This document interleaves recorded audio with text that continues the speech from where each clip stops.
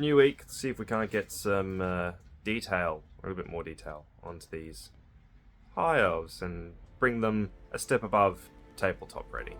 White and ice yellow, I wanted to establish a warmth on the white armor to reflect the sun.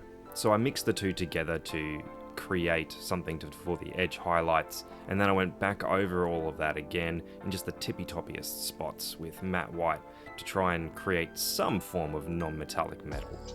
Then, using marine mist and a massive dry brush, I used a sort of watered down amount of marine mist on the cloaks of all the blue, just to give it kind of a weathered look, and then went back in and mixing again the ice yellow into the blue to reflect the sun so that it matched the warmth of the white armor.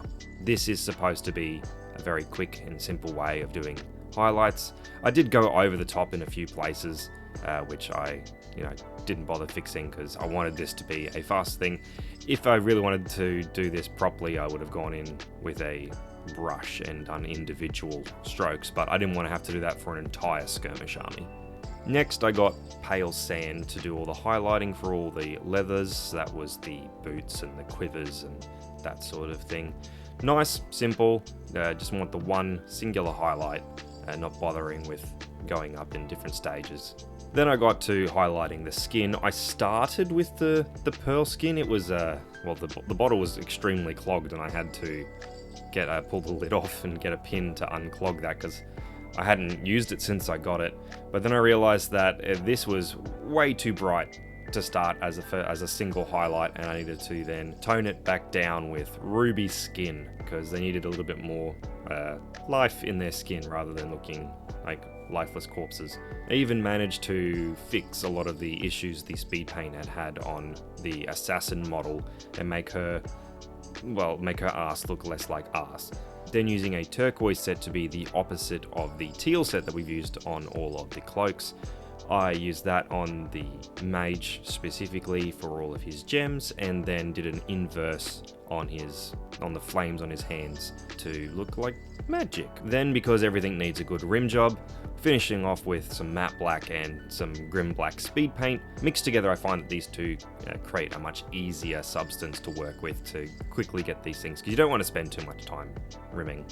After that, I decided to shove some flowers that I've just purchased and some old dead tufts into the cracks and crevices on some of the bases, just for a nice finishing touch. And that is my skirmish band all done. You can see, if I get this guy a bit closer, he's got some flowers on his base, which I think do actually add something a little bit cooler. These guys should be alright on the field. They've never been the strongest, I've found. They're more about just having a few more people on the field.